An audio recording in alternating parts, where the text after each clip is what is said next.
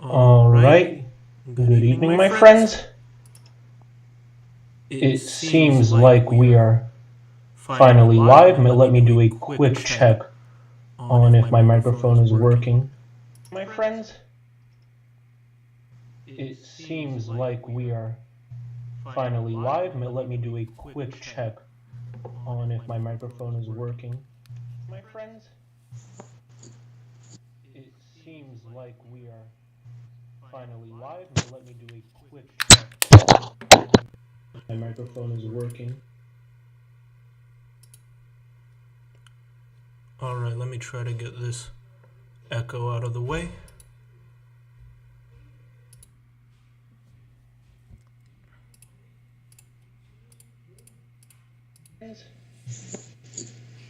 It seems like we are finally live. Let me do a quick check. My microphone is working. Alright, let me try to get this echo out of the way.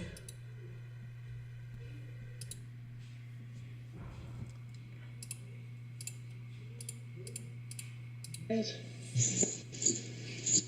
seems like we are finally live. Let me do a quick check.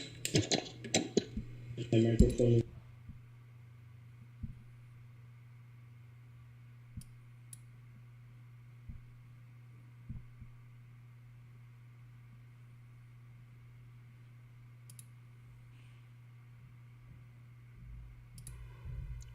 Alright, apologies. We're going to get started right now, and today our subject is Titian. Titian is different from what we did the previous two times, since the week before we looked at Goya, and while most of his works are fairly classical, we still enjoy him more for the modernist works that he did in his later period. And Klimt is completely out of the question, a completely modernist artist. So today, let's shift gears a bit and let's look at the beautiful world of classical art, which I would not want any of you to miss out on.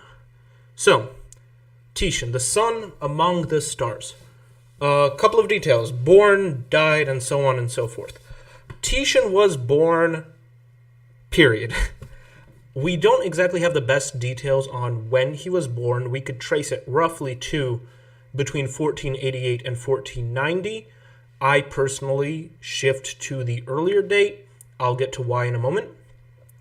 And he was born in Pieve di Cadore, and Titian would get a nickname, just like most Italian artists, of Tiziano di Cadore, Titian from Cadore, but didn't really catch on, and during our time, we know him mononymously as Titian.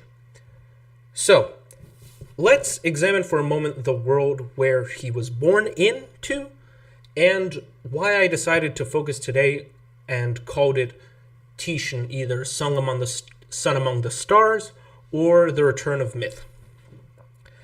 This is the world of the late Renaissance. What is the Renaissance? From a pop culture understanding, what do we know about it? We know that after a horrible 1,000 years of the Dark Middle Ages, from which absolutely nothing good came of although that's not true, Italy was all of a sudden enlightened, reborn, and got back to its roots in ancient Greek and Roman society, and all of a sudden everybody started to paint myths and legends. Now, I want you to think for a second. How many mythical subjects have you heard of in the works of either Da Vinci, Michelangelo, or Raphael? Think about it for a moment. As hard as you think, you're not going to find any, because there are none. So the understanding that we have that in the Renaissance, we all of a sudden discovered antiquity and we just started drawing it from the start, we didn't. No. All of the works of the early and of the High Renaissance, starting from Giotto, going through Masaccio, and ending on the high note of Da Vinci, Michelangelo, and Raphael, we don't have a single mythical subject. Now, who brought the mythical subjects in? And the fact is that it was Titian, and it was the Venetian school. We're going to talk a bit about what the Venetian school is exactly, but this preamble is taking a bit too long, and I want to get started with the meat. I want to get started with the actual work. All right. So our first slide for today, what is our first painting? It is this. This is the first thing that we know is for sure Titian, 1508. At this moment, he is between 18 and 20, which is very standard age to have your first painting at for the art of the time. Let's examine the subject matter a bit more. First of all, ignoring the characters so far, let's look at the entourage. Without a doubt, you can say from the start that it is Venice. You see the boats in the background, you see the ocean, and Titian's a Venetian artist. He learned in Venice. That's what he saw, that's what he's going to paint. But it's a lot more interesting who is in the artwork exactly. Who we have at the left side of the canvas is, of course, St. Peter. If you know a bit about the Catholic Church, you're going to know he's the top saint. But why is it? Who is presenting it to? Who is presenting this Jacopo Pizarro, who was probably a nobleman from Venice, to St. Peter? At the background, we have Pope Alexander VI. Again, this might not ring a bell to you, but afterwards, please research about Pope Alexander VI, Borgia. The Borgias were just like the Medicis in that they were a powerful family in Renaissance Italy at the time, and just like any other rich family, they wanted to get involved in church politics and in just the politics of Italy. Alexander VI is probably known as the worst pope to be alive. Why the worst? Even if all the things that are said about him are rumors, there's a certain percent of truth to every joke. There were rumors that he hired 40 prostitutes into the Lateran Palace, into the Vatican. There were rumors that he embezzled church money in order to have his son Cesare invade half of Italy. Whether all of those things are true or not, you could read up on them, but the Vatican did not have a good image at the time, especially in Venice. So while this is a painting that should be nice and clean and should have all of the good and should have very good intentions in it, there's a certain undertone that's a bit dark, and which is very, very telling of the world that Titian is going to enter. This one is a good opportunity to talk about who Titian learned under. Venetian art was dominated, absolutely dominated, I'm going to stress that word, by the two brothers Bellini, Giovanni and Gentile Bellini, not Bernini, Bellini. Italian names sound very similar. Now, what you see here is an exact copy of Bellini. I'm going to show one of his canvases, I think, in a bit, but Titian does not originate his style out of nowhere, just like no one does. Bellini is his number one teacher, which is surprising because Bellini's artwork, as you can observe from this, because this is basically just a copy from his artwork, is very linear. And it's not what we know about later Titian. Even though the background, if you can see, is a bit washed out and it doesn't have any concrete lines, the figures are very, very concretely set. When we talked about Goya, I brought up a quote from Titian that said, "There are no lines in nature and in art, there's only swaths of color." He comes to that incredibly late in his life, and Goya picks up where Titian left off. Where does he start? He starts with, already, this is a huge improvement from Italian art since Giotto. So in the 200 years, Italy crawled its way from what was essentially linear iconography into, I'm going to use the word realistic, even though I really don't want to, but a more human, in a way, depiction, a more realistically human depiction. By the way, never, ever use the word realistic to describe art of the pre-modernist period. Realism is a short period in the 19th century of French art. Everything before that has a name. This is the Venetian Renaissance. This is already better out of nowhere, we have already a mythical subject. Like I said, the mythical subjects were not incredibly popular in central Italy, in the Florentine Renaissance. But in the Venetian Renaissance, they were more popular. Why? Because Venice was a trading power. If you ever visit Venice, you're going to know one thing. It's water and it has a lot of boats. So Venice was able to trade with a lot of areas, more specifically in Greece.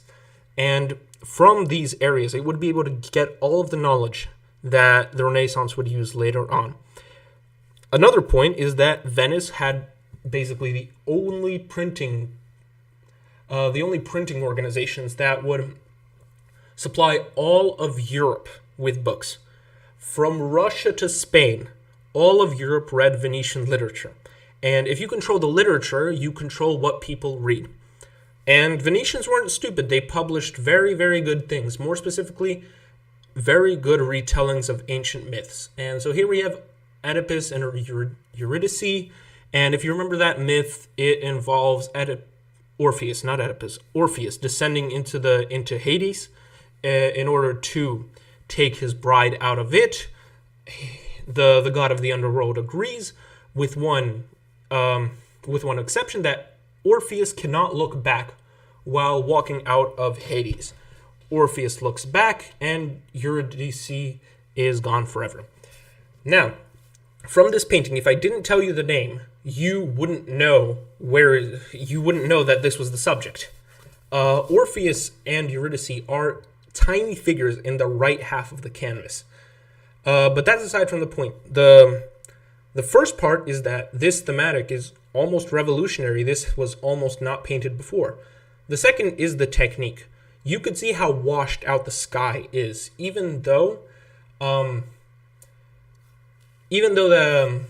figure in the foreground is painted very directly and very outlined. The sky and the landscape behind it is what gives it away as what Titian would come to. But this is a very early work. We have to move on. Again, another basically copy from Bellini, where all you have is outlined figures, even the color scheme. If you took a look at the previous Madonna, you would see how this combination of the pinkish red and the blue, and you could basically almost always identify a Bellini from this color scheme. Venetian art isn't very variable, doesn't have a lot of choices inside of it. And you're only essentially going to have a couple of religious scenes that are going to be painted in the same way over and over again. So you can see how Titian trains up. His technique is going to be ironclad. And he's going to be painting these topics for the rest of his life. He knows how to do it. Like I always say, you have to know the rules before you have to start breaking them. This is the first canvas where we could essentially say Titian starts. Titian's technique on itself starts. Although this is very similar to the other Venetian period that I showed you earlier, the early Bellini influences, you can see how he begins to develop his own voice in art. First of all, no outline in figures. Finally, you could see how on the right side, the coat that the man has basically flows into the background with no line at all, because that's how it is in real life. You don't have lines. And this interaction with the audience is also something that Venetian art didn't experiment as much with. You see this more with Flemish art, with artists like Van Eyck. But the way the sleeve kind of peers out in front of the windowsill, how it almost comes out of the frame of the painting, is something that is going to become a bit of a theme. How he wants to interact with the audience. And the way that the face is painted is also very unique. You see how it's turned around in a way that shouldn't work for a portrait, and like almost half of the face is obscured, and yet it works, and the viewer looks at the portrait the same way the portrait looks at the viewer. This is a fantastic portrait, and it's going to define a lot of other Titian's portraits that we're going to see later on. Take a moment to appreciate it.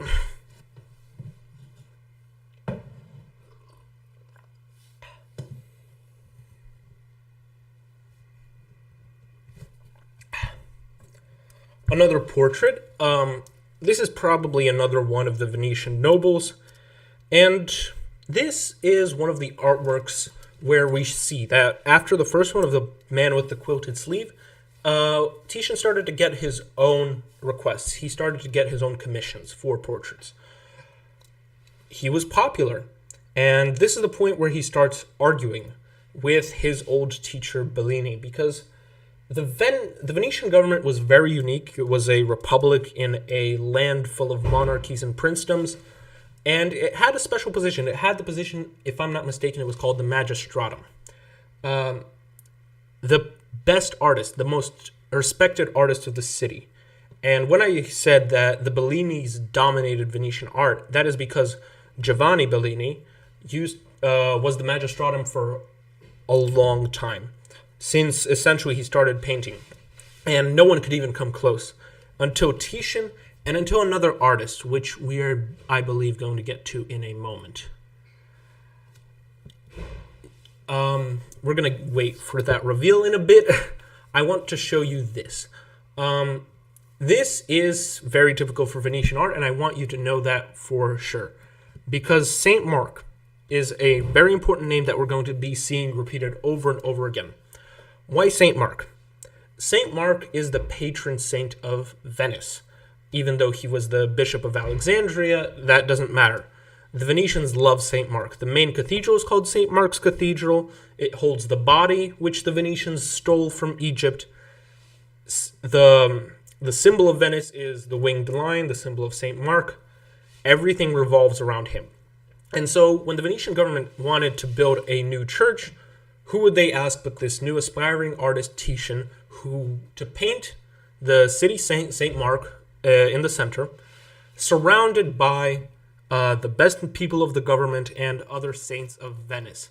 One day I will do a stream about symbols and how to recognize different saints based on their symbols and different characters based on their symbols. On the right here you have Saint Sebastian. Saint Sebastian was a martyr who was killed by getting shot at with arrows. So whenever you see someone pierced with arrows, tied back to a pillar or a tree, know that's Saint Sebastian. And Saint Sebastian was a very important figure for the Renaissance. Since the time of Mantegna. One day we're going to be doing a video about him as well. But Saint Sebastian is a representation of this antiquity. A defender of culture in a way. And that is why he is here. Titian puts him here for a reason, alongside essentially the brand of Venice, Saint Mark. There we go. I can finally reveal to you the name of the second artist, Titian's second teacher. This is Giorgione. And when we talk about Giorgione, it starts to be, again, very complicated. Because if you think we know a little about Titian's early life, we know nothing about Giorgione. We don't know when he was born. We know that he died in 1510. Other than that, we don't know absolutely anything. We have a handful of works, half of which we can't identify whether they are made by Giorgione or Titian. And we don't know anything about his biography. He was very secretive. His paintings are very mysterious. And if one day we'll do a talk on Giorgione, we're going to talk more about why. But right now we want to focus on his technique. Giorgione also was taught by Bellini, just like every other artist in Venice. Keep that in mind. Bellini influenced all of Venice and Titian influenced all of European art. So by the transitive property, all of European art are children of Bellini. So Giorgione had a way to his art. He didn't exactly like the way Bellini was teaching, and he was actually the first proponent of this idea of swaths of color, as you can see with this artwork. Why am I saying that this is Giorgione or Titian? We don't know, because some of Giorgione's works, when he died in 1510, the unfinished works were picked up by Titian and finished off. Or when they worked together in the same studio, they painted a lot of different subjects together. This isn't new. A lot of art is a crossover. If you take a look at, for instance, a lot of Italian art even, you don't even have to go far. So what we have here is Christ carrying the cross. And another thing that we see here is the influence of what the late Renaissance had to offer. It's shifting away from the idea that everything has to be bright, everything has to be sunny, and it starts moving into a darker fashion. And Titian is going to be one of the artists that's going to push this darker narrative on European art. Another one, why I said that Giorgione and early Titian's paintings are very mysterious. This is called the Pastoral Concert, but we don't exactly know the name of what it's called. If the earlier artwork, we know by the attributes that it's Christ carrying the cross. Here, it's a non-religious, non-mythical subject where we just can't identify what it is, and we just give it the best name we have. It could be an allegory for something, because both Giorgione and Titian did that, and Titian would continue doing that for the rest of his life. But we can't exactly put a pin on it. And you can still see the influence of Bellini, but it's kind of shedding off. The pinkish red is still there, but we at least got rid of the blue, and we're starting to put in something from our own. And this is 1510, exactly the year when Giorgione died. So again, we don't know who started what, who finished what. Giorgione isn't actually a name, just as a side note, while you admire this painting. I love Giorgione. Giorgione isn't a name, it's a nickname. Gione is big in Italian, so Giorgione would mean Big George, or something along the lines of Big G. Everything is a nickname. The only artists that didn't have a nickname in Italian art are Leonardo, Michelangelo, Raphael, and Titian. No one else escaped from having a nickname that we know them by. This one is a fascinating one. Why am I saying that? Because this pose would haunt Titian for the rest of his life. Almost every time that Titian draws a reclining nude, he's going to reuse this pose in one way or another. And since Titian is the father of European classical art, every single other reclining nude in the history of Western art, up until maybe Goya, although if you remember Goya and his Mahas, you're going to remember this pose exactly. This pose is going to reappear over and over and over and over again. I cannot stress this enough. And who thought of this pose? I personally believe that Giorgione was the one who created it. And we know that this was one of the canvases that Titian finished off after Giorgione. Although we can't know for certain, because when Titian saw it, there's a legend that he thought that it could be made better and painted over a lot of things that Giorgione did. So we don't exactly know who was the creative brain behind this pose. But in my opinion, this is not just the most influential piece of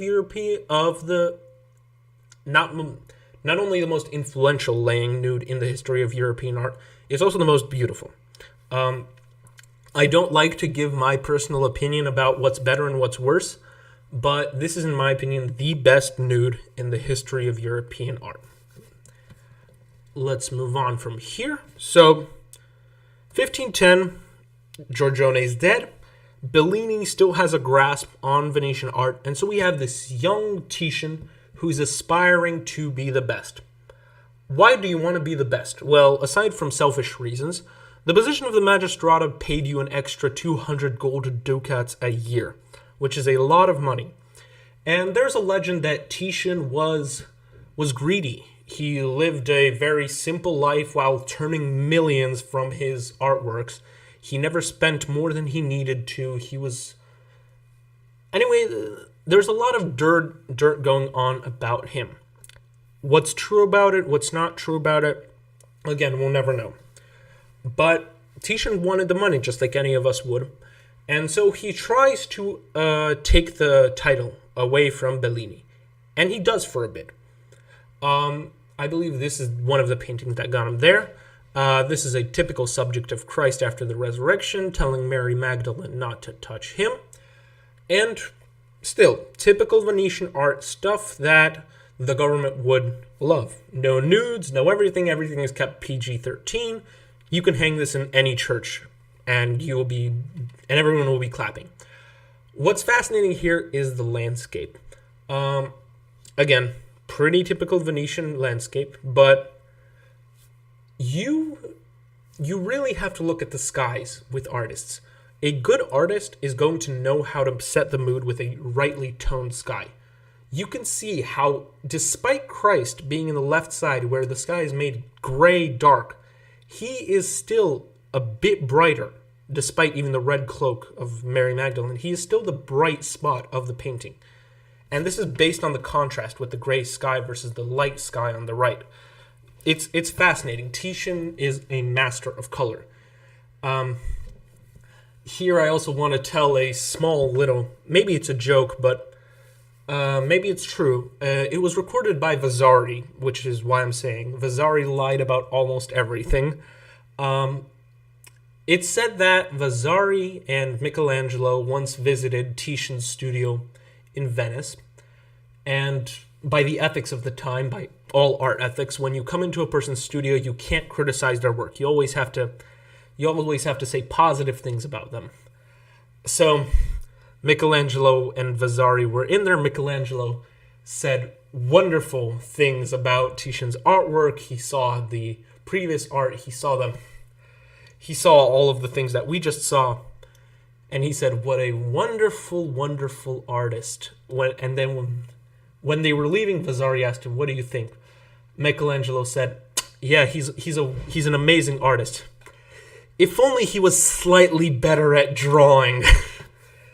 And this is very telling for the case of Titian. Michelangelo is completely right. When you take a look at Michelangelo's artwork, they are set in stone. They have the same kind of line that Michelangelo makes when he makes his sculptures out of marble. Titian is different. He's light, he's airy. He almost never made a sketch before the final drawings that he made. We have basically none of them. And the ones that we do have, I'm not going to show to you today because they don't matter. He only determines the composition in 3 strokes, and that's it. He doesn't care about linearity. He fully breaks off of that Bellini tradition of making everything look nice and solid and not have too much dynamics in it. This one is another really nice. We talked last time about Klimt, and you remember his 3 ages of a woman. But here we have kind of the opposite, and what Klimt was responding back to. If you see this is kind of like a comic book, which you have to read from right to the left to the right again. So you have childhood, then adolescence, and in the background you have age. That old person holding skulls to show, yeah, you're gonna die. Again, the landscape is nice as always, it's pretty as always, and this isn't really going too far away from canon of the time. You have the cupids jumping around, you have a beautiful young man, beautiful young woman, everything in the good taste of the time, nothing too special. But then Bellini comes back. Bellini was sick, and Titian for that while was put as magistrate of the magistratore of the city. Bellini gets better, and he gets back into art. This is another one of Titian's artworks, but you wouldn't tell at all, because I'm going to show you a magic trick right now. This is Bellini. That was Titian, this was Bellini. You could not tell them apart whatsoever. And they're painted, Bellini's is painted a bit earlier, so I'm not hesitant in a single bit that Titian copied this off of Bellini without any kind of regrets. Plagiarism isn't new to art. We talked about Michelangelo just now. Michelangelo hated when people plagiarized his artwork. Albert Dürer hated when people plagiarized his artwork. He went to trial with people who plagiarized his works, but the judges, it was in Italy also, the judges, even in Venice if I'm not mistaken, the Venetian judges told Dürer that works can't be signed as Dürer's, but they can copy whatever they want. It's an artistic reimagining. Short little excursus on the history of copyright law. But again, Bellini has an ironclad influence, and Titian was angry. I mean, of course you're going to be angry. You were just named the best artist of the city, and all of a sudden this old man comes back. Personally, I like Bellini's more than I like Titian's. I'm going to bring it back for a second just so you can see the difference. But the composition is set very nicely in both of them. Proportions are a bit off for Titian's baby. If you see, his hands are a lot shorter than what they should be.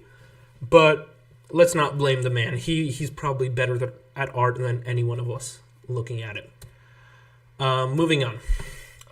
This is the first one of the Archangel Gabriel and Tobias. Why am I saying the first one? Because just like any normal artist, Titian reimagines artwork throughout his life and makes numerous copies of the same subject with little tweaks here and there. This is, again, horrible. Absolutely. Figures are outlined. It's almost like he's made a step back from what we saw just now. But he was back to making these frescoes for the Venetian government, and I guess you didn't need to show genius there. You just had to be good enough. I'm going to skip through this one. This one's not that amazing. What is amazing is the way that Titian treats portraits.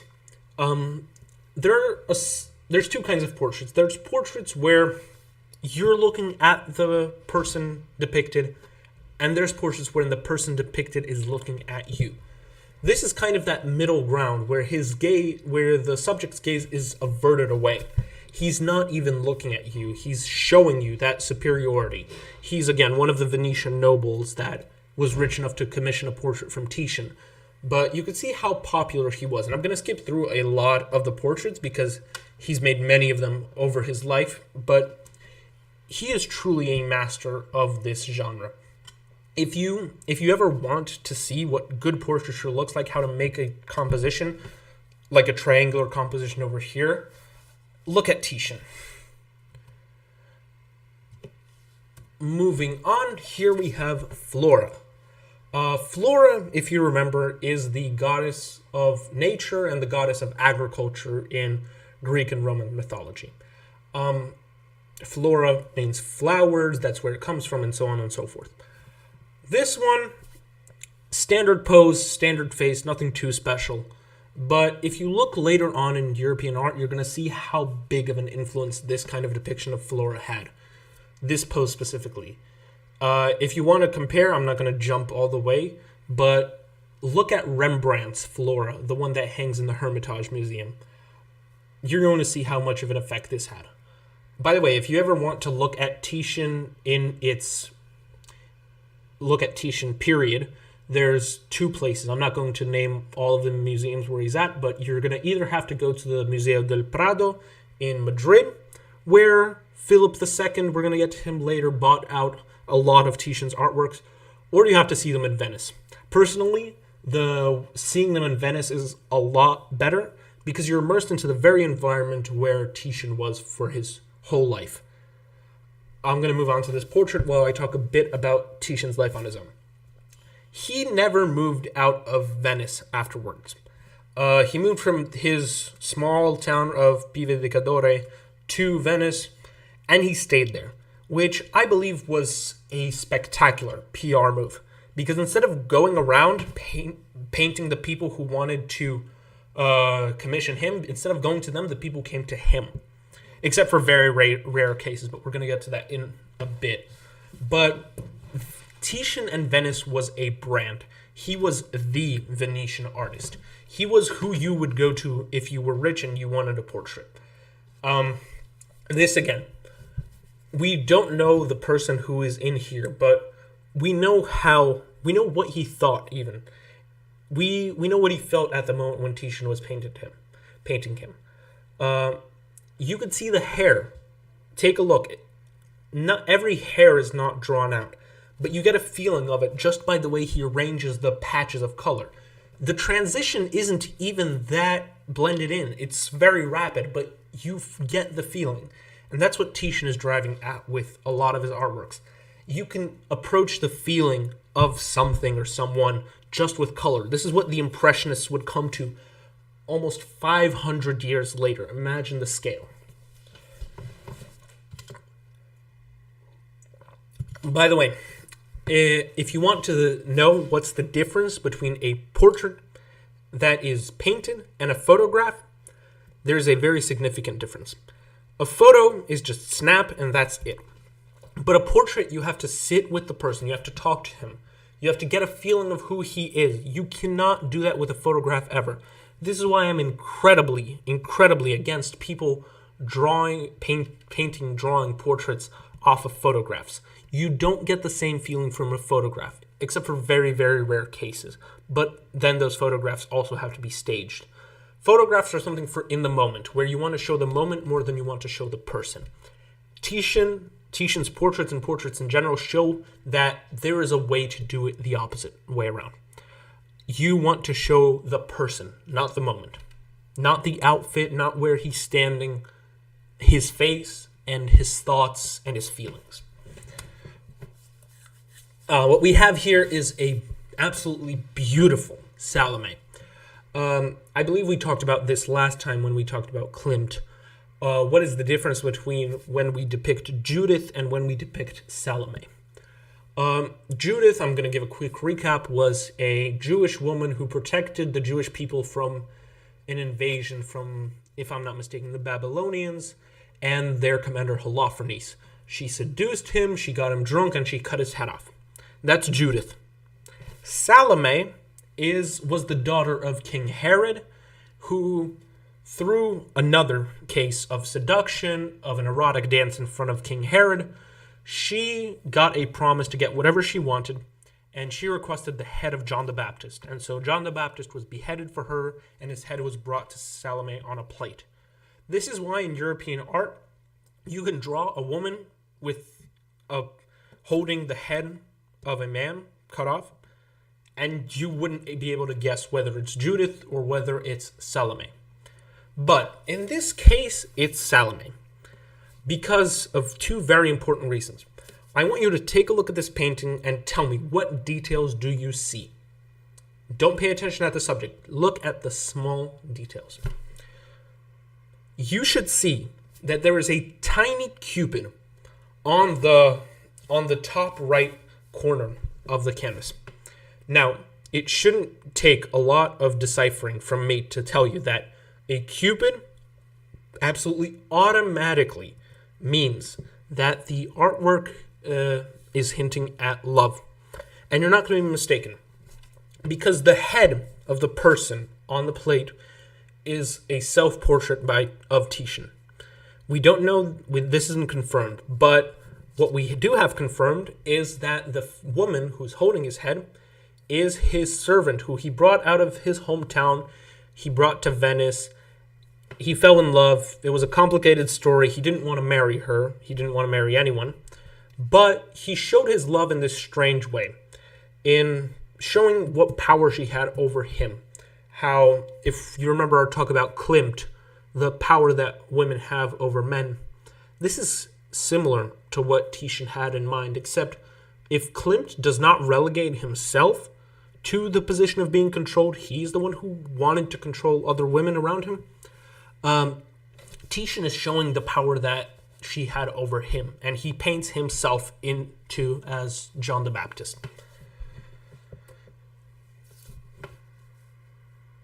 Oof. This one is, I'm sorry, I didn't write the name out of this correctly, but this is a painting called Vanity.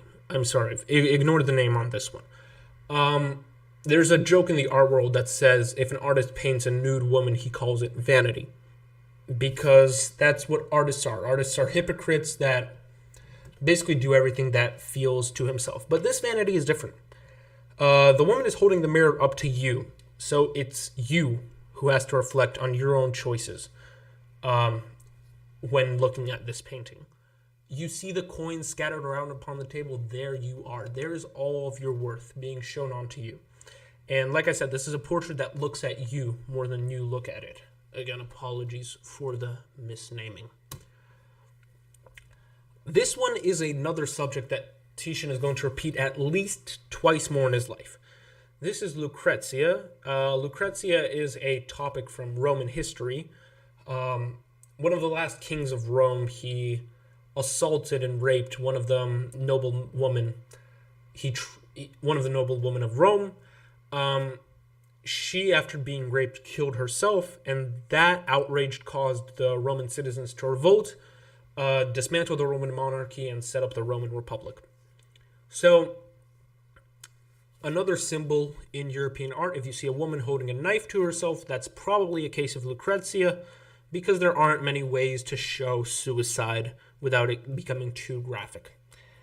But here, Titian, I'm not going to say he diminishes the absolute horror of the story, but he really does. He paints the king in the background grabbing onto Lucrezia, and he shows her holding the knife. It's not exactly the best artwork from him. Technique, again, is impeccable. The contrast between light and darkness is amazing, and the relegating of the king to the background by toning his skin down is wonderful. Again, by technique, you never have complaints about Titian, but I'm caring a bit more about substance here, because by substance, this is not one of his greatest moments. This is another portrait I'm going to quickly skip through, but I want you to just appreciate all of the portrait. I want you to appreciate all of the portraiture that Titian has and what he gives to us. It's in a way a mirror of the time when he was living at. He reflected the people around him, and he gives us an enormous present by letting us take a peek at all of the people that surrounded him. We have finally reached 1516. 1516 is a crucial year for Titian. Why is that so? Well, because Giovanni Bellini finally kicks the bucket, and Titian is once again named as the best artist of the city, mostly based around this artwork. This is Sacred and Profane Love. If I'm not mistaken, it's located in the Borghese Palace in Rome. Now, take a quick moment to think about it. Which one is sacred and which one is profane love? I know you guessed wrong. Automatically you thought that just because the figure on the right is naked, it's going to be profane love. No. Profane, in this case, doesn't mean automatically that it's erotic, that it's disgusting. Titian is more complicated than that. He's not going to relegate it to a simple duality like that. Profane in this case means worldly. And that's why the figure to the left is the profane love. Because she's wearing an expensive dress. She has on expensive jewelry. She's sitting like a noblewoman. And to her background, you see a castle. The worldly power. She is the profane. She is the temporal. Sacred love doesn't need anything. It can be nude. It doesn't need anything to enhance its own beauty. It doesn't need any makeup, any clothes, any jewelry. And you see a church to her background, which shows why it's sacred. This is such a misunderstood piece of artwork that it's kind of sad, because you lose the message that Titian intended, the message of beauty, because unlike a lot of European artists, Titian doesn't have a single woman that he draws over and over again. He shows different, in a way, elements of beauty, different ways that anyone can be beautiful. Just like when we talk about Klimt, he didn't have a special one kind of person that he painted over and over again. Same thing with Titian. And this is a very important message for every single one of us. There isn't one set standard. Sacred love, sacred beauty, it's always going to be naked, and it doesn't need anything to hide it. All of the worldly passions, all of the clothes, the dresses, that's not there. That's not what you should be chasing, not something that you should be looking for. That's something that you should look past, in a way. But after this painting, Titian, like I said, becomes the Venetian artist. He becomes the one person to which the Council of 40 and the Doge of Venice start assigning projects. What do we have here? Here we have a painting of the Assumption of the Virgin. If I'm not mistaken, this fresco is in one of the cathedrals in Venice. I don't remember right now for sure. This painting caused an absolute upheaval because all of the apostles shown here are shown wearing, shocker, simple clothes. So what happened here is that the cardinal or the priest that was overseeing Titian's work, he didn't like this. He was paying him very little. He didn't want to pay him, as the short story, but also he didn't like that an artist could do whatever he wanted in a church. And so he brought along the one of the messengers, one of the close associates of the Austrian emperor in Venice. He brought him over to observe this painting, the process. And when he saw it, he asked if he can buy this out for 2,000 golden ducats. He loved it so much, when the priest was paying Titian probably something around 20. So you can imagine what Titian felt when he was finally recognized as a great artist who had this high value. And so when the question again came up, why are the apostles all wearing simple clothes? Titian gave the very, very reasonable response that they weren't kings, they were fishermen. Which is a wonderful response to anyone who says that you're depicting someone wrong. They were fishermen. An artist always has his own eye to the way he depicts something. And if you're saying that it's wrong just because it doesn't adhere to your idea of what something looked like, then you should widen your horizons a bit. We should all learn, not just you. All of us should learn that we should accept other people's views of the world, not just our own. But here we have finally the reason why I called this the return of myth. This is the first time when mythical subjects are placed essentially on the same level as religious subjects. If you know anything about European art from this classical period between the Renaissance and the modernist period, you're going to know that only two things ever get painted. It's either a religious scene or a mythological scene. Religious scenes have been around since the Middle Ages. Mythical scenes have been around since Titian. He is the one who's going to set the canon for what is going to be mythical scenes in European art. What we have here is the Bacchanal, or the Bacchae, which were the celebrations of Dionysus in ancient Greece. How do we know that? Well, if you take a look at the upper left corner of the painting, of the canvas, you're going to see the grapevine, which is a very, very obvious metaphor for Dionysus, for wine. Everyone's drinking wine, everyone's drunk. At the bottom, you see a sheet of music, everyone's playing music, everyone's dancing, everyone's being happy. So Titian is able to draw on this kind of pagan happiness, and he's able to put it in the same way that we could make a religious scene. On first glance, this doesn't seem too jarring or even too out there. It seems like a normal classical painting. But as soon as you start looking into the details, you're going to see how brave of a step this is. You demonstrate essentially what is a party, an absolutely profane, non-Christian party. And Titian paints this in Catholic Italy, one of the most conservative places in the world. Absolutely fascinating how this subject gets brought in. And this isn't even the best example of Titian's treatment of myth.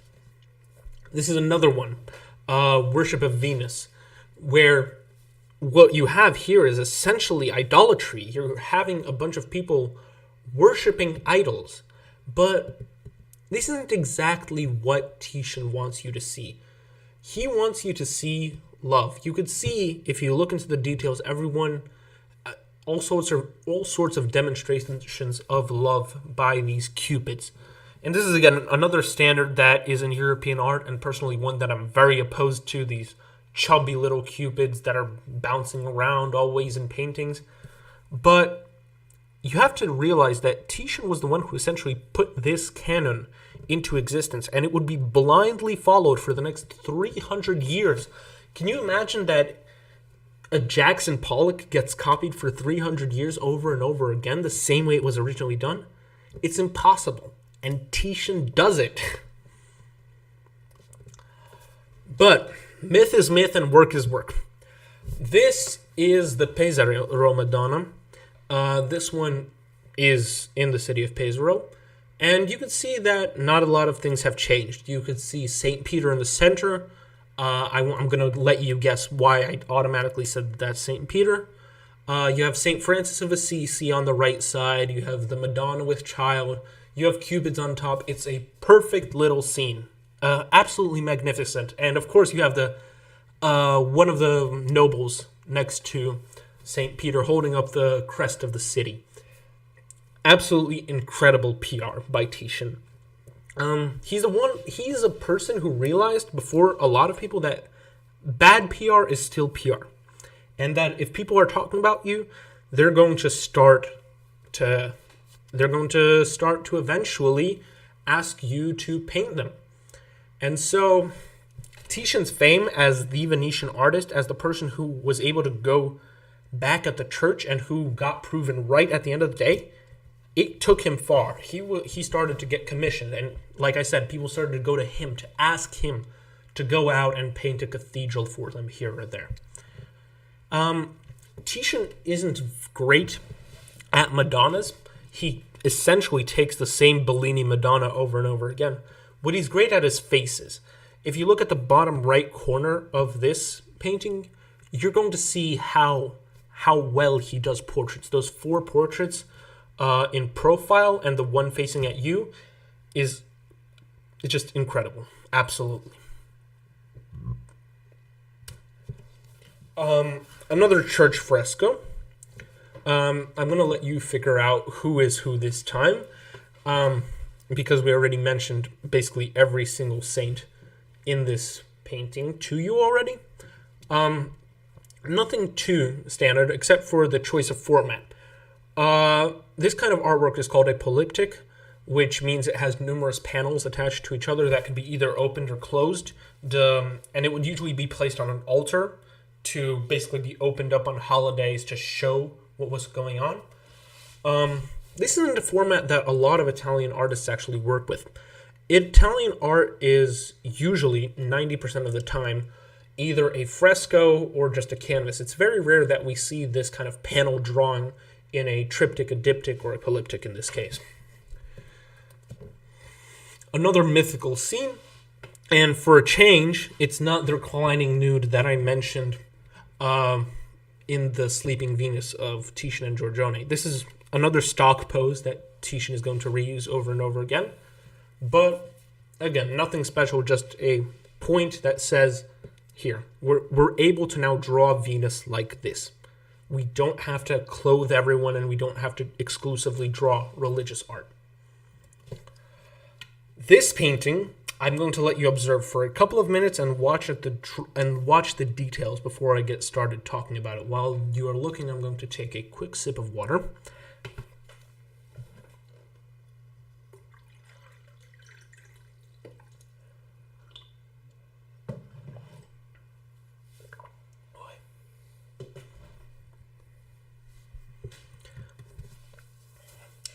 This painting is Bacchus and Ariadne.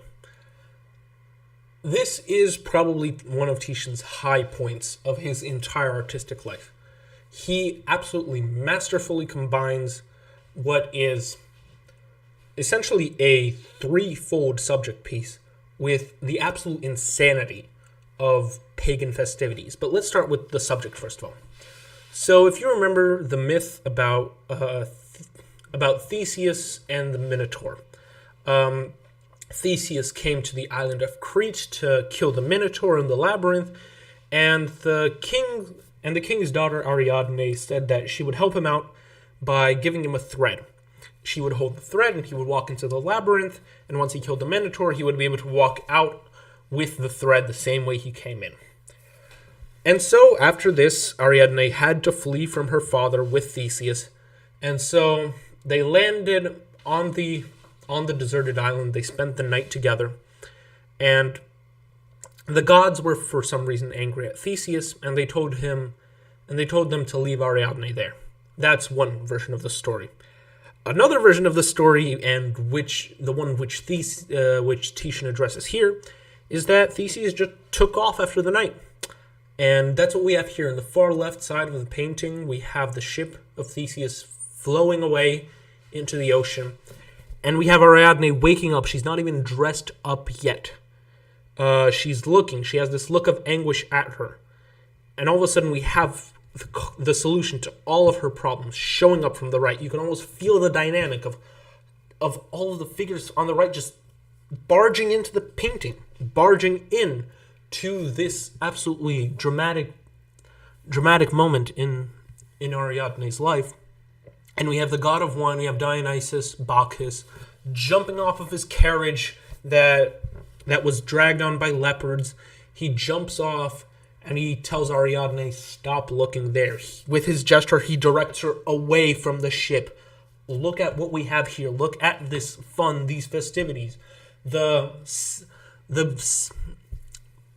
fawns that are carrying animal legs, the wine, the drunkenness, the music, the parties. Look at this. Ignore him. And you know what else is going to happen? I'm going to give you the stars. And that's why we have this circle of stars right above Ariadne's head. That's, if I remember right, according to the myth, he gives her the crown of the stars. And that's the reason why we have the constellation, the northern crown or the southern crown. I don't remember which one. And that's what we have. We have this incredible threefold dynamic of the ship sailing away to the left, Ariadne turning away from the left to the right, and Bacchus barging in from the right side of the canvas with his servants. An absolutely incredible piece of artwork. If you want to see this one, if I'm not mistaken, it's still in Venice. Although I could be wrong on that one. But great artworks aside, we still have to have portraits. We still have to have work. Titian, like I said, he is a very mercantile kind of person where he's going to do a lot of things just for the money because he needs the money. And if you take a look here, this is 1520. He's only 40 years old at this point. 40? No, he's 30 years old. Sorry. No, he's just 40, and he's already the artist of Europe because Michelangelo's gone, Leonardo's gone. Somewhere in Rome, Caravaggio is storming around. In the north, you have Cranach and you have Durer, but Italian art is mostly vacant at this point, and Titian becomes synonymous with everything that Italian art has to offer. This one I've included just to talk a bit about reconstruction of artwork and about restorations of artwork. It brings me great sorrow when good-intentioned people like art restorers start to fix up a painting that was damaged by time or by people, and while inspecting it, all of a sudden they see a layer under it. And they decide, hey, we're going to uncover that layer because it was painted there for a reason. Yes, it was painted there for a reason, but it was painted over for an even bigger reason. So why they think that they need to reveal a chunk of canvas that was hidden under a layer of paint by the artist himself, I don't know. The same thing happened to Vermeer a couple of years back, where they found that under the layer that was a wall, there was a painting that wasn't done by Vermeer, that was done by Vermeer, but was painted over for a very specific reason, because it changes the entire balance of the work and the entire meaning of the work. If you want to research more into that, go ahead. But this is my cry for restorers. If there's something there that wasn't originally there and isn't something that makes the artwork itself, don't restore it. The painting that I'm showing you now, this Venetian nobleman, it is shown like this now because some restorers decided to uncover that chunk of canvas behind it. For what reason, I don't know why. Anyway, that was my short 5 moments of hatred. We're going to move on. And we're going to move on to a portrait of Ippolito de' Medici. The Medicis, never underestimate them. They were controlling essentially all of Italy for almost 200 years. And they were still around by the time of Napoleon.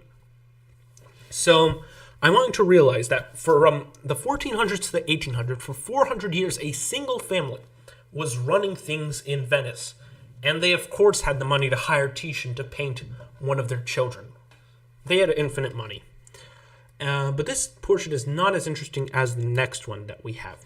Because next we have the emperor of the world. We have King Charles V. King, emperor, however you want to name him.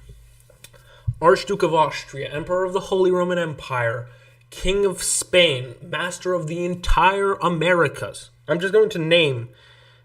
He controlled all of Spanish North America, all of it, all of Spain, all of Portugal through his marriage, all of Germany, the Netherlands, Belgium, half of Italy, all of southern Italy, so Sicily and Naples, Austria, Hungary. Do you get what I'm getting at? This person had an empire on which the sun never set. He was the most powerful person in Europe. And yet, he was probably the kindest and the best monarch Europe ever had. Because he was raised by Erasmus of Rotterdam. And Erasmus of Rotterdam is a very, very famous humanist scholar. If you take out anything out of this talk to add to your reading list, it should probably be Erasmus of Rotterdam, his book, The Praise of Folly, or The Praise of Stupidity, as it is sometimes translated. King Charles V, about The Praise of Folly, it describes essentially the world and how the world is run by stupidity. It's an absolutely wonderful read. King Charles V was raised a humanist, but he still valued the church and he tried to have good relations with the Catholic Church. He was probably the smartest ruler of his time. And so when he met Titian, he instantly developed a very special bond with him. There's two stories that I want to tell about the relationship between Charles V and Titian. The first one is when Titian was painting a portrait of Charles V. I think it was actually this one, or it could have been the next one that we're going to see, the one that he painted in 10, 20 years. But he was painting one of the portraits of Charles V, and Titian dropped a paintbrush. And Charles V got up, and he picked up that paintbrush, and he gave it back to Titian. And when all of his nobles asked him, what are you doing? He's an artist. He's a no one. He's not even a noble. And you are the emperor of the world. Why are you the person to pick up his paintbrush? And Charles V answered very wisely. He said, Titian deserves that I pick up his paintbrushes. Because like I said, Titian was the artist in Europe. And Charles V understood that. And so the second story was at one of the events. It could have been during this meeting or during the next meeting between the two of them, when there was some kind of banquet, and Titian was put at the same table with all of the noblemen next to Charles V. And so they once again asked him, who is he? How can he sit with us? How can he even be near us? Charles V answered with another quote. He said, I have a lot of you. I can make dukes out of nowhere. I can make princes out of nowhere. But I can't make a Titian. I have only one of him. And so these two stories show the esteem with which Charles V held Titian. And you can see, based off of this artwork, what a smart man he was. And how Titian shows that, and he reflects on the emperor's personality. We're going to see a couple of more portraits of Charles V later on, but I want you to keep in mind this one so you can see his evolution. This one is another very, very famous one of Titian's artworks. This is the Penitent Magdalene. He's going to repaint this one over and over again. I'm only going to show you this one because all of them look more or less the same. This one is an absolutely wonderful, compared to other nudes that Titian has, an absolutely wonderful display of emotion, of prayer. If you remember, Mary Magdalene, according to the biblical story, was a prostitute, and this is her praying to God, asking for forgiveness. And you could see that in her eyes. You could see this burst of emotion that's coming out. But I could talk about Titian's mythological and his religious works all day, but we have to move a bit about politics here. Because politics was not just important, it was everything for Italy at this time. Because this time is probably the most interesting periods in European history. This is the Italian Wars. Because during this time, almost all of Europe was inhabited by monarchs, which you cannot call stupid. Because there are some periods in European history where all of the monarchs are stupid partygoers who do nothing but spend money. This is not the case, because like I said, in Spain and in Germany, you had Emperor Charles V. In France, you had the last knight in power. You had King Francis I, who, just like Charles V, really loved artists, and he took in Leonardo da Vinci. In England, you have Henry VIII, who splits off from the church, who hires Holbein in order to paint his entire court, who marries 8 different women, who essentially creates what we know is England today. And so all 3 of these are engaged in a battle over Italy. Charles V invades Italy. Francis I, not the fifth, responds, and he invades back. And so in 1525 they clash in the Battle of Pavia, which is such a fascinating story. It's going to take me a whole hour to recount to you the entire Battle of Pavia. But in short, the French were so badly defeated that the king got captured while leading a cavalry charge against the lines of the Germans. Can you imagine this? A king leading his soldiers into battle against and getting captured like the rest of them. And he refused to leave capture until his ransom was paid, and he traded in his sons so that he could collect his ransom. It's a fascinating story. Modern politicians have a lot to learn from the period of the Italian Wars. But why am I saying this when what seems to be is just a regular portrait is in front of you? Well, you're wrong, because this isn't a regular portrait. This is a portrait of Isabelle d'Este, who is probably the maker of everything in the late Italian Renaissance. If you remember the Mona Lisa, there's a theory that the Mona Lisa is a portrait of Isabelle d'Este because we have a sketch from Da Vinci, which, in my opinion, is even better than the Mona Lisa, but that's aside the point, of her. He never finished a full portrait of her, but I believe that he really used all of his talents to depict her in the Mona Lisa. You can even see the resemblance here between the Gioconda and this portrait by Titian. She was the Duchess, if I'm not mistaken, of Urbino, which is a duchy in central Italy. It might not be Urbino, but Urbino is the city that I remember. And she hired, through her husband's money, a lot of the artists of the Renaissance. You will have a portrait of her by almost every single Renaissance artist. And when King Charles V finally barged in after defeating the French, he marched into Rome and captured Rome. Italian politics was essentially just finished. All of the city-states were now united fighting against the Germans, and Venice especially. Although Venice was, for a while, an ally of the empire.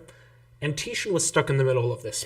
And he now had to pick who he was with. And we're going to see in a bit who he would end up with. But for a break, we just have a normal, pretty portrait. This is a girl in fur. And why I'm showing you this isn't because I like this so much, but because it's going to affect another great artist down the line. It's going to affect Rubens.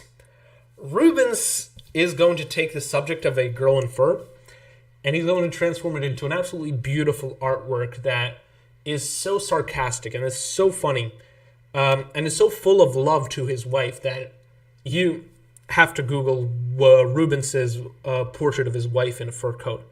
It is absolutely spectacular. But he gets the composition and he gets the idea straight from Titian. This one, you might think is just, did Titian go back? But As you might think, this is just another fresco for a church that he had to paint. But I'm not showing you this painting for the sake of this one exactly. I'm showing you what it is going to transform into, because I'm going to keep this one in mind when we come back to this topic. Oh, whoops. Looks like I skipped over one of the most important slides on this whole show. This is Venus of Urbino. This is considered the Titian nude. If the previous one, the Sleeping Venus, we can guess whether it's Giorgione or not. This one is 110% Titian. Appreciate it for a minute.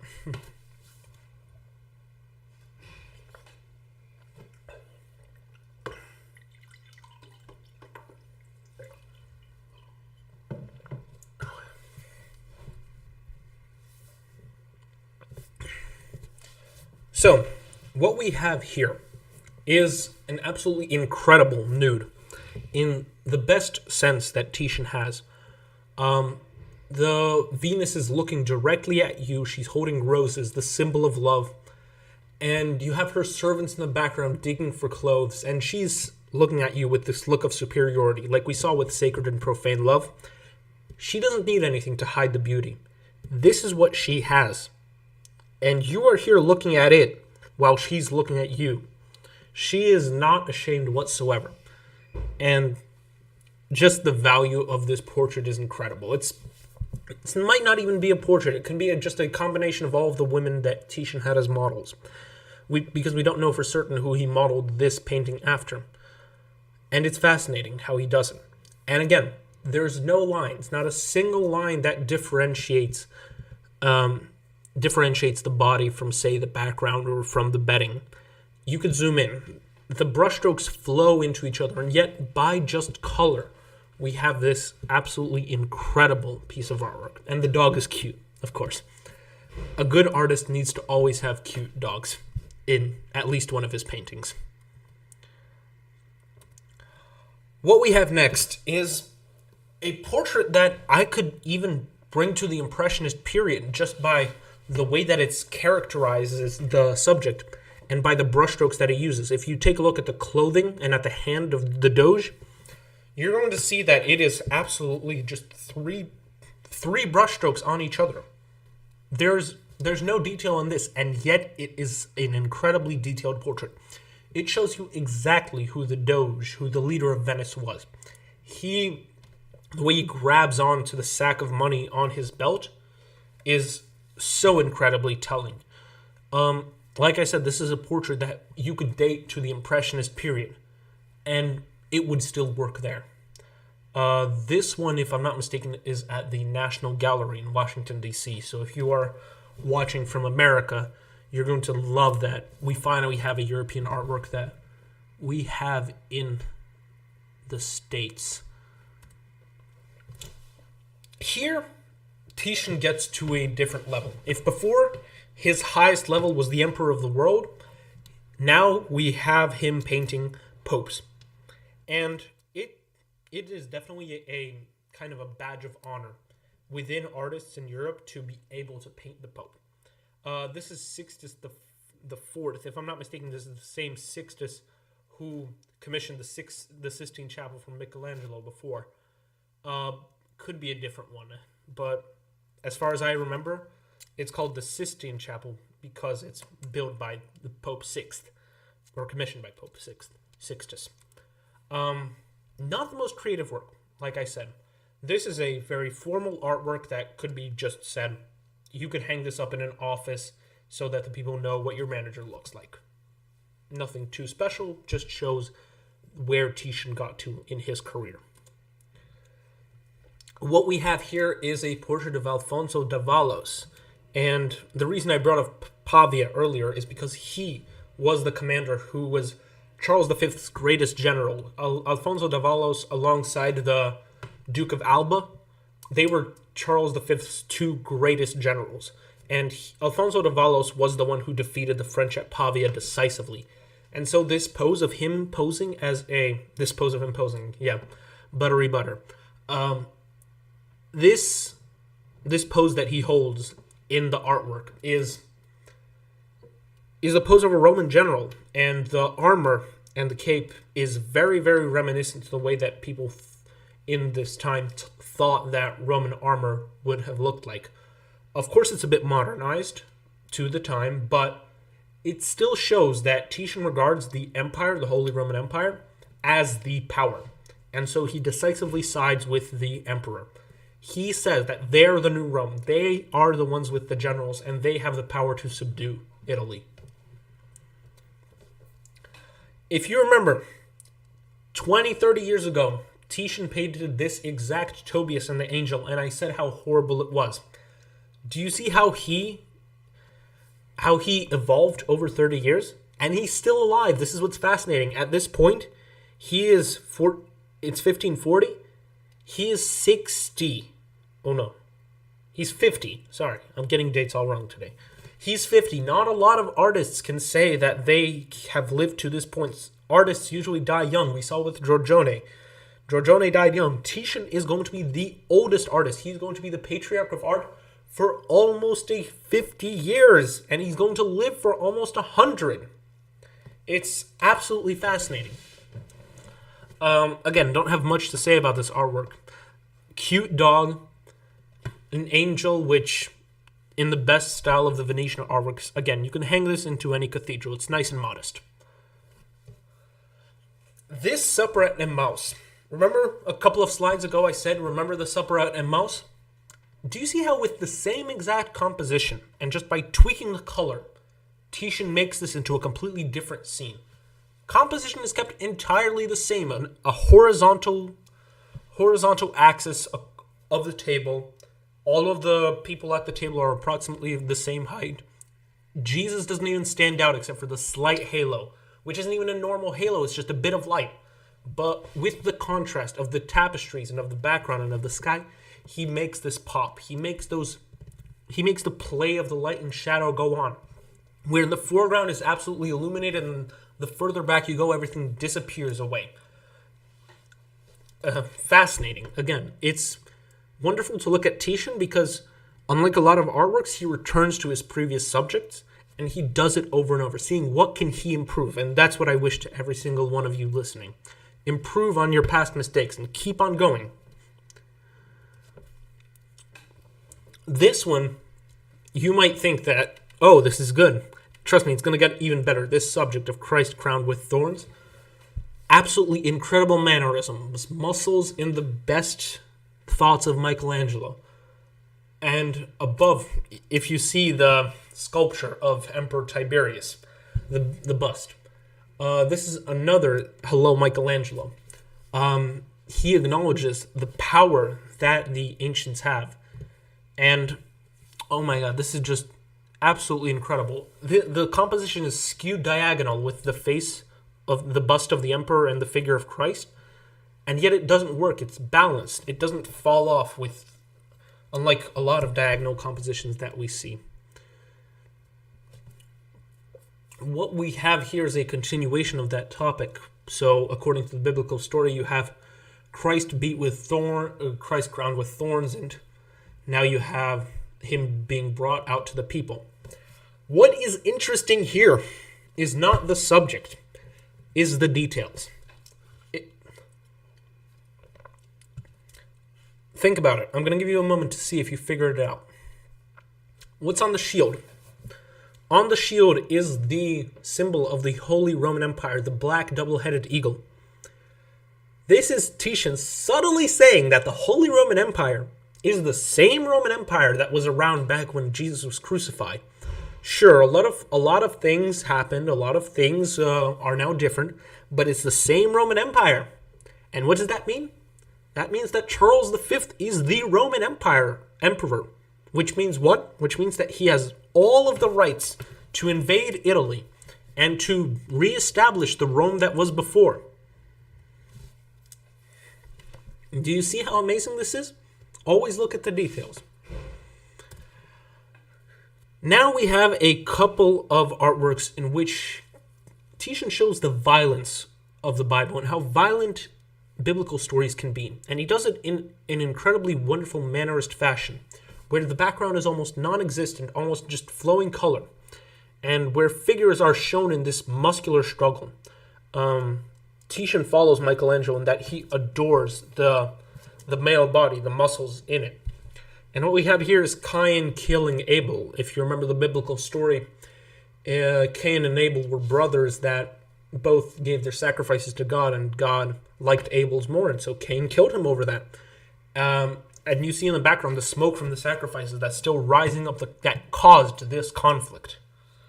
If you zoom in, you're going to see how actually violent this is, but I'm not going to do that. Do your own looking. What we have here is David and Goliath, another story. And this one I don't even have to zoom in to show you how violent Titian made it. Goya isn't the first one who threw violence into European art. But you kind of ignore it at first, because the first thing that you see is the light from God that's coming down upon the praying David. And Goliath's chopped off head is relegated to the shadows, to the darkness, even though it's in the foreground, which is even more fascinating.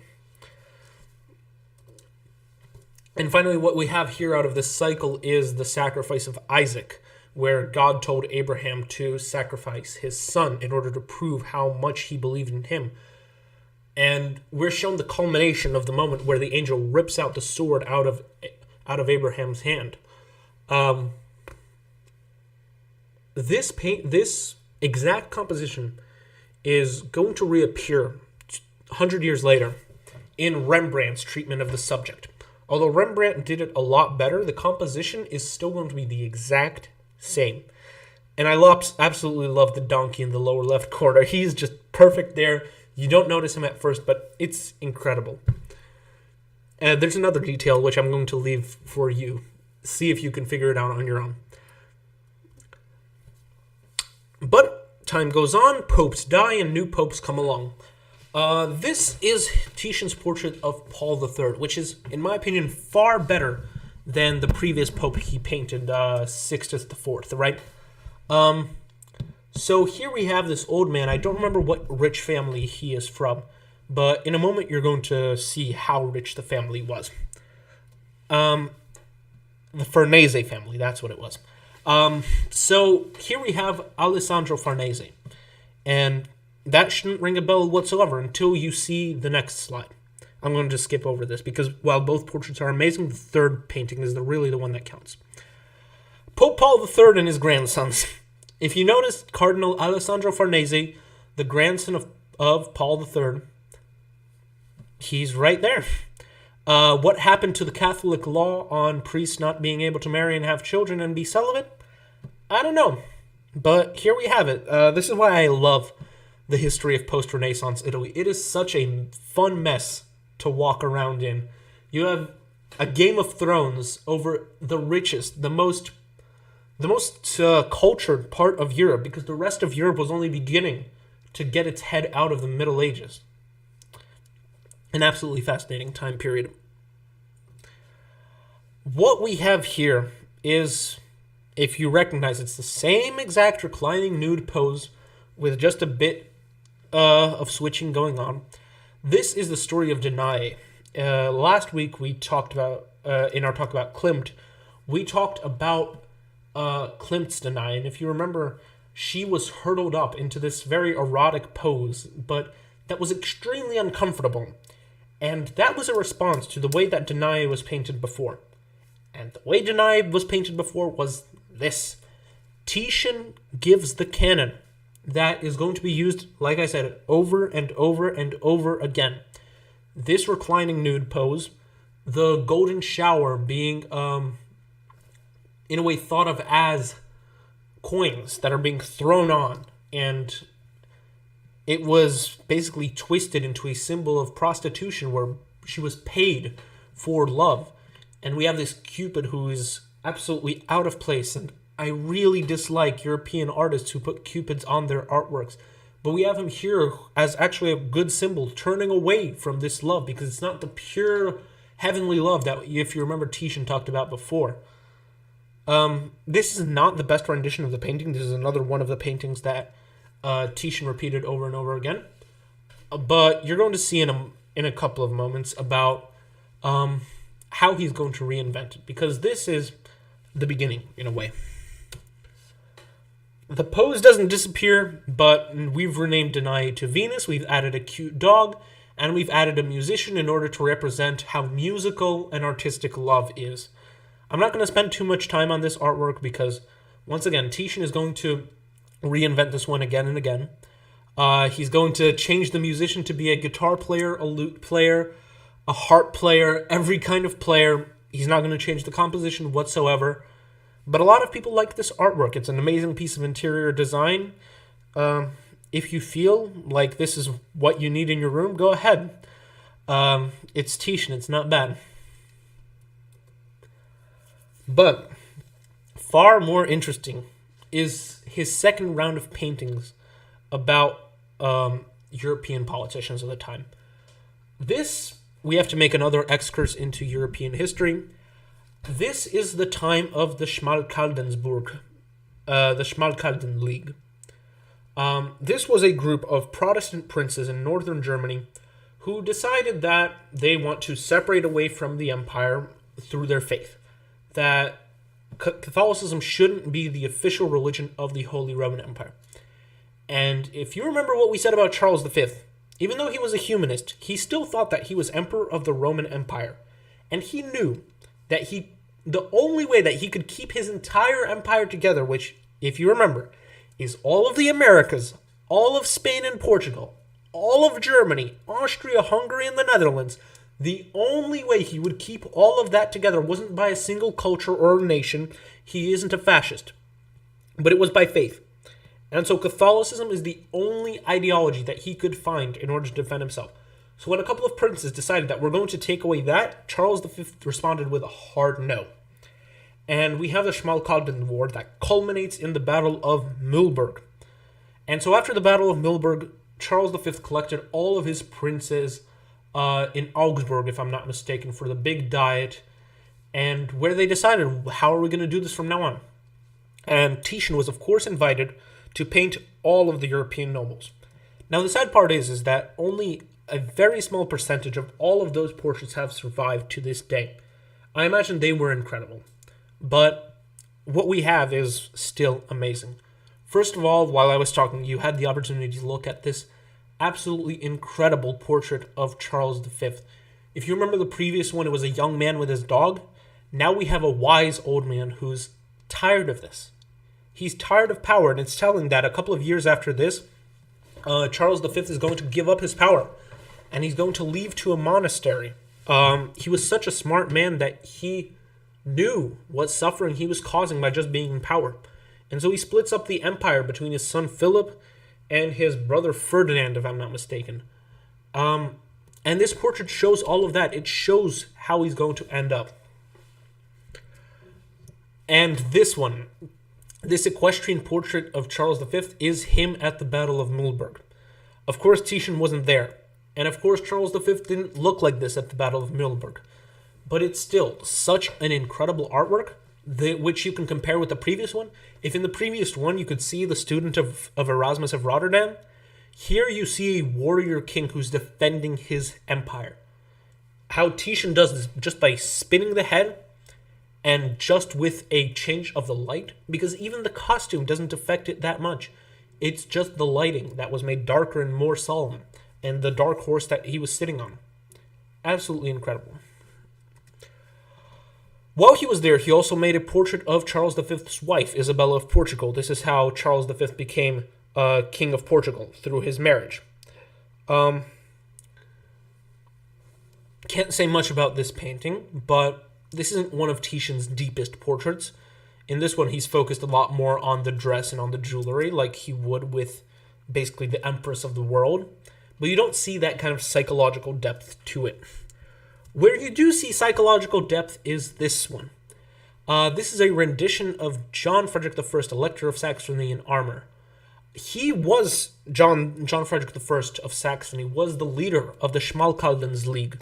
He was the leader of all the princes who revolted against the Holy Roman Empire. And you see this person who is very big. He had a special suit of armor designed just for him because a normal suit of armor wouldn't fit him. And you see him bloody and you see him defeated, but still having dignity to show up, because at this time in 1548 at the Diet, he was a prisoner of Charles V, and Charles V still allowed him to participate in the council, although during it he still gave away Saxony to his cousin, away from Elector John Frederick. But this portrait has such a depth to it. And I wanted to show you a portrait that was painted a couple of years afterward, after he was freed. And you can see what a different man he is. Again, in a matter of 2 years, and Titian shows us the same person, but how changed he is from this defeat. It's an amazing one.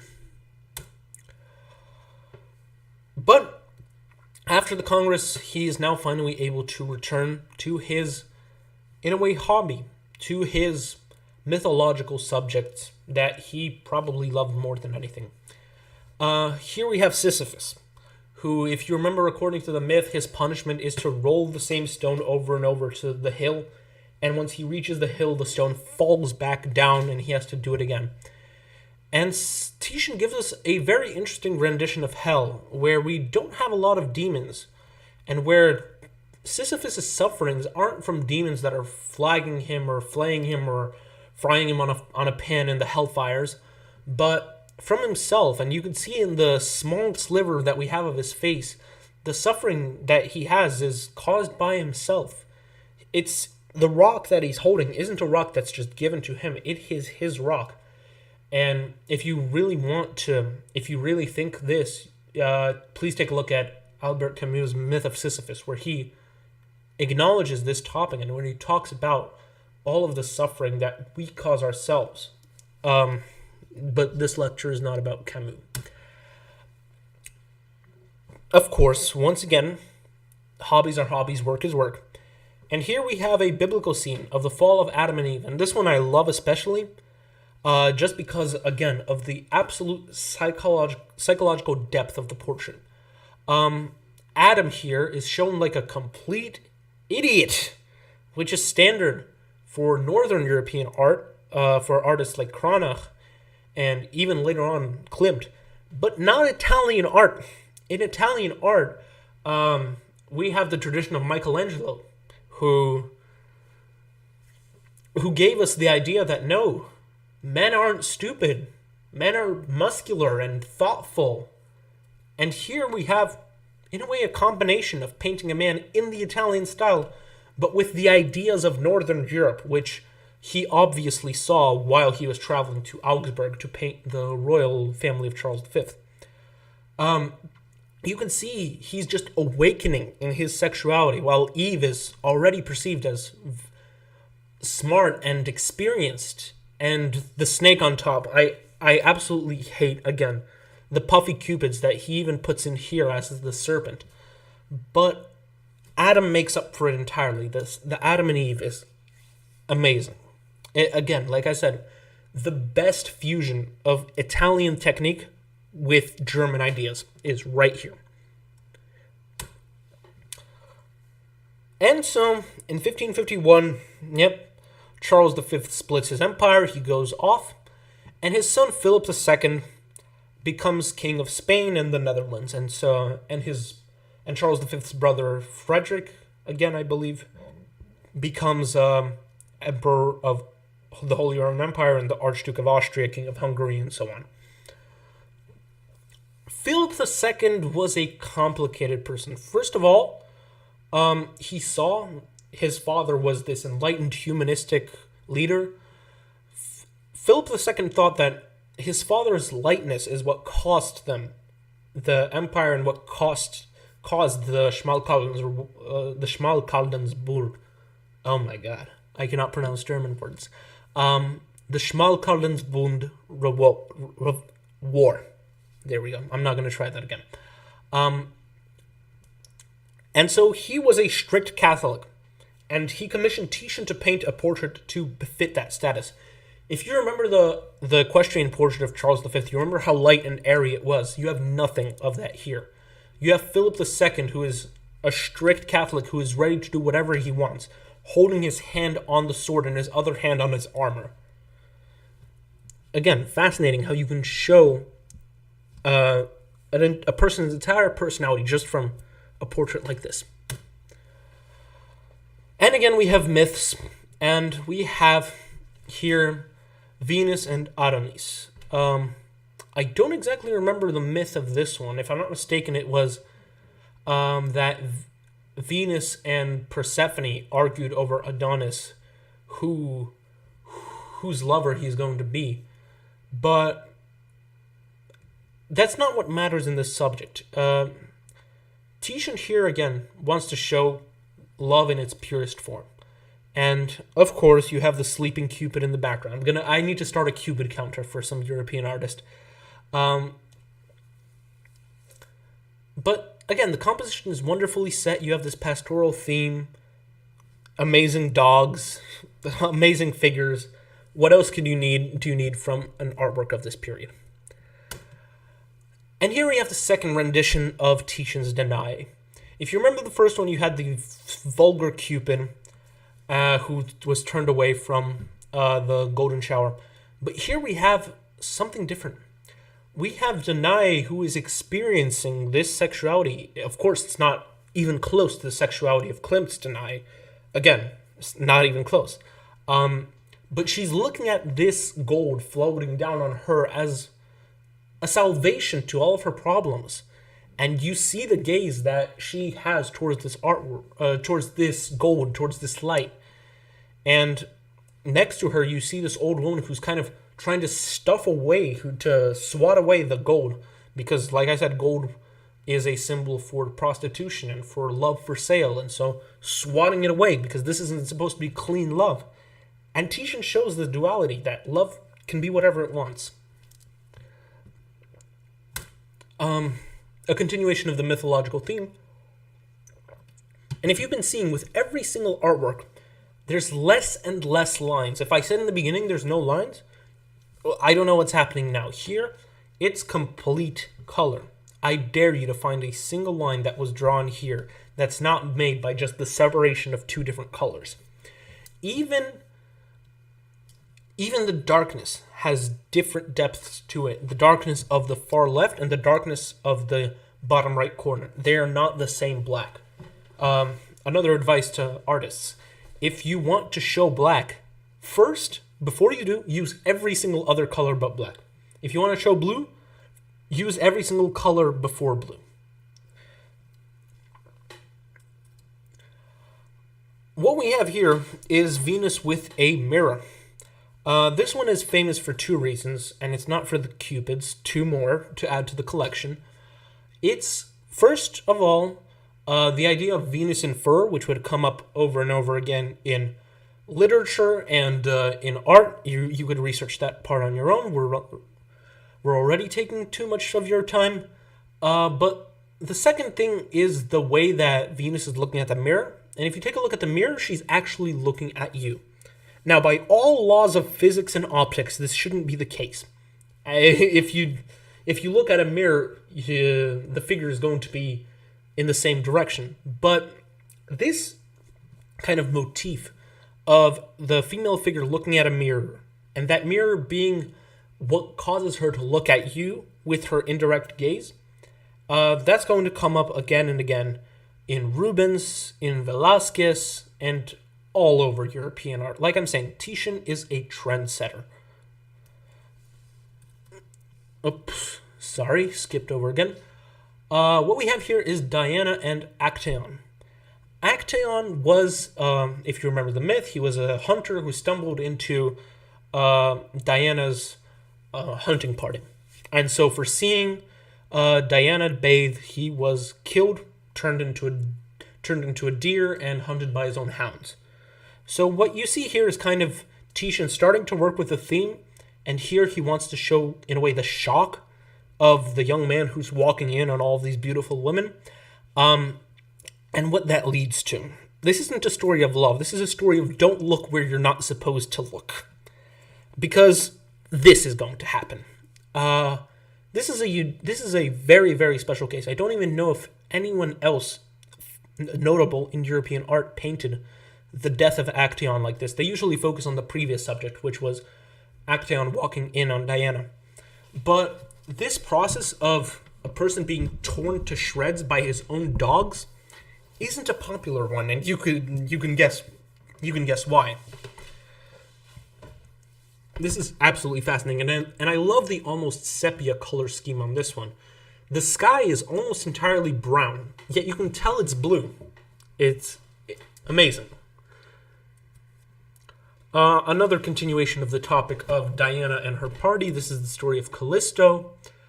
And this one isn't as good as the previous one, as Diana killing Actaeon. But nevertheless, you can see, especially on Diana's face, how it's made with 3 brushstrokes. There's no hyper-realistic depiction, even though, again, don't use the word realism. It's not a demonstration of real life, but it's a demonstration of the feeling of real life. And that's all that matters for Titian, late Titian at this point. And finally, the last one, the rape of Europa out of this late mythical series. As always, we have 2 cupids to show that this is actually love, even though it's not, just by the name. But what would we have here, best of all, is the absolutely gorgeous sky. You can see how the mountains in the background flow into the sky. Same thing. I'm actually more fascinated with it than with the stupid bull and Europa lying in a kind of unnatural position. And the cupids on top, of course. Never forget the cupids if you're a European artist.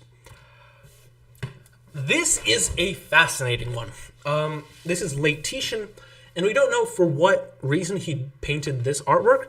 What we do know is that he reused this pose again, and you're going to see in a moment why, because here you have a girl with fruit, and here you have Salome with the head of John the Baptist. He copies the position single-handedly. He copies the composition. That's what I meant to say. He copies the composition entirely. No room for any kind of corrections. He just shifts the color scheme a bit, and he replaces the fruit with a cut-off head, which, if I'm not mistaken, is another self-portrait, which you're going to see for yourself in a couple of minutes. You're going to see it now, actually, because here we have the 2 portraits of Titian, self-portraits. This is the first one he made, and I like this one less than the next one, but it still shows what he thinks of himself. He is the king. He paints himself in this kind of gold and jewels. He's the king of artists, and there was a reason he was called the sun among the stars. No one would even get close to his level during his time. At least it was so believed. The sun among the stars right here. This second one is actually, in my opinion, a lot deeper than the first one. He obstructs half of his face in a profile, and what we have is him holding the paintbrush, him in the process of work. And this is what I believe he looked like when he was painting King Charles V. Because the job of an artist at the time wasn't just that he could draw pretty things. It was also that he could hold a conversation with people. And that he was able, because painting a portrait takes a long time. You have to converse with your customer. It's kind of like a barber, in a way. And so from this painting, you can see how smart of a man he was with his gaze. And again, if you take a look at the forehead, not a line, it's washed out. You can see through to the background a bit on that forehead. An amazing self-portrait. What we have here is the allegory of prudence, and the reason why I'm showing it here isn't because I particularly like this work a lot. It's a bit clunky with the composition, but the best thing about this is the self-portrait, once again, on the left side. And with each successive self-portrait closer to the end of his life, he's starting to doubt himself more and more. Was it really the right thing to do? He chased after money his entire life. He chased after fame. He got it. And what else? What's happening now? And so with the subsequent portraits, it's going to have a lot more nihilism, and we're going to get to that in a moment. This one, I'm showing Judith with Holofernes. Again, as I said, he's going to reuse the same topic over and over. But what fascinates me here is the head of Holofernes. Do you notice how thick the brushstrokes are? how there's not even a word of making it look like in real life. It's a game of shadows where he uses almost pure black in order to paint the shadows on the faces. I would call this Caravagesque even, where he wouldn't imitate Caravaggio, but he saw what a dramatic impact the lights and shadows would have on the artwork. Doesn't mean he's not going to reuse the same pose again for a Salome. Like I said, a girl holding the head of someone could be either Judith or Salome, and you could flip a coin half of the time because it's not going to exactly matter. But here I believe Titian made an emphasis to show that it was Salome. Because if in the previous one the girl was dressed simply, here we have her dressed in jewels and carrying John the Baptist's head on a golden plate to show this is what royalty does. And this is why I'm saying this is where nihilism gets him by the end of his life. Was the gold really worth it? Because he surrounded himself with these shallow people who are going to kill John the Baptist at any moment. They're John the Baptist. And he revisits the topic of Lucrezia. If you remember the first one, where it was Lucrezia holding the knife, here Titian shows the actual process of the rape. And it's a very, very dark painting. You can see the struggle in it. You can see how tensed everyone is. And he does this again without reverting to absolute expressionism like it would be, for example, in the later artist's case. But he shows simultaneously vulnerability and the strength of being able to resist. You should read about the story of Lucrezia. It's a fascinating one. The founding of the Roman Republic is an extremely interesting time in history. And if you remember Titian's first crowning of thorns, the one I said was good, with the head of Brutus on top, here he moves to even further formalism and even further abstractions. Not the head of Brutus, the head of Tiberius, not Brutus, sorry.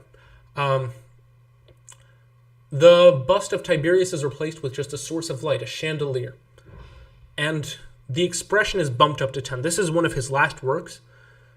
He worked on 4, and these 4, in a way, I believe, were a wrap-up to his entire career. He wants to he wants to resolve all of the questions that he posed. And the three major questions that he posed was, 1, how can we continue painting religious art? 2, how can we start painting mythological art? And the third one, was it really worth it? Was the money really worth it? Is the power worth it? And so here he answers the first question. It's still possible to make religious art interesting, just like this. You just have to make it look more real. Make it dramatic. Life is dramatic. And here he takes an even bigger task. He decides to remake the Pieta. The position is taken entirely from Michelangelo's sculpture, but what's around is even more interesting. As always, he has to add the Cupid. You can't fix old habits, but you see that he introduces sculptures of, on the left you have Moses, obviously, and I'm not sure of the figure on the right. It could be Mary Magdalene, if I'm not mistaken. I can't make it out, and I don't remember who he depicted at the right. But he shows that tradition doesn't just go anywhere, it flows into itself. And so the death of Christ is the same thing as the death of myths. It's us forgetting about the important lessons that life gives us. It's us forgetting about what's important in the world. And that's why the Cupid is holding the light, so that we remember, so that the light keeps going on. And Titian takes the light from the Renaissance and he runs with it forward, and he gives it to us.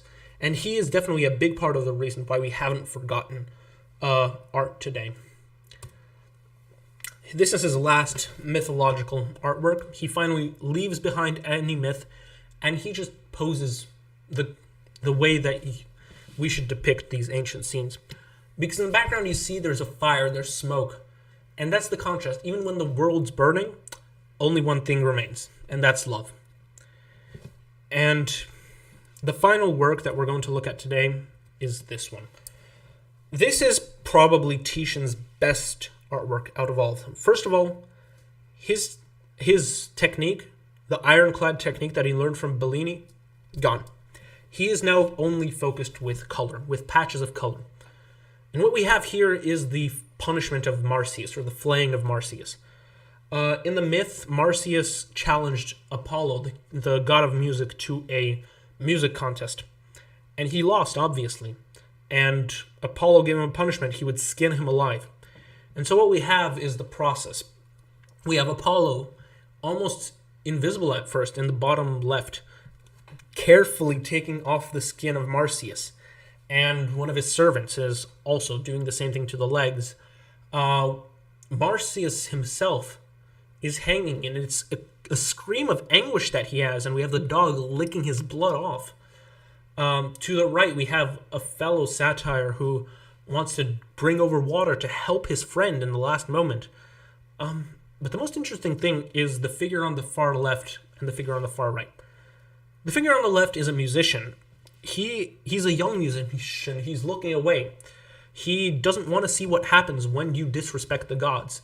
And every great artist disrespects the gods. He gives the gods the god, whatever you believe in.